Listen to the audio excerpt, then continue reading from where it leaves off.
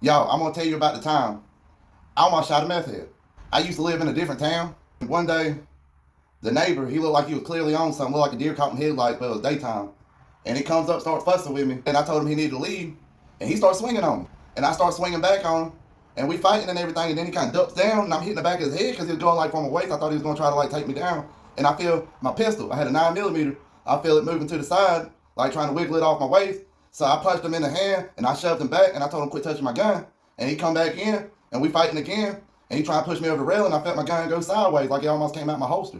And so I shoved him without the 9, and I told him, I said, don't touch the gun again. And he said, you ain't gonna do nothing with that gun. And I racked the gun to make sure the gun was chambered. Hollow point bounced on the wood on the back porch. He looked down at that hollow point, he looked me in the eyes, and he said, you ain't gonna do nothing with that gun. I said, come at me and find out. Then the guy turned around, jumped off the edge of the porch, took off running to his house.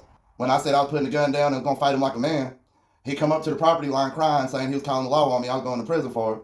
And then about 30, 45 minutes later, the cops show up. I said they want to come talk to me.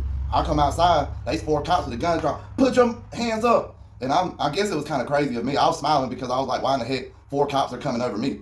And they put me in handcuffs, searched me, grabbed the gun and everything. And they asked me what happened. I told them what happened. And then they asked neighbors and stuff. Apparently some of the neighbors seen what happened. And they told me that he done called the law, said I was waving guns at kids, threatening to kill everybody in the neighborhood, said that they was getting SWAT team on the way, trying to treat it like an active shooter.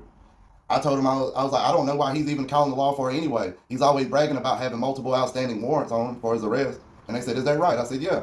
So they searched his name, and he went to jail. You snitch on me, I snitch on you. Pull that Charleston White on your ass.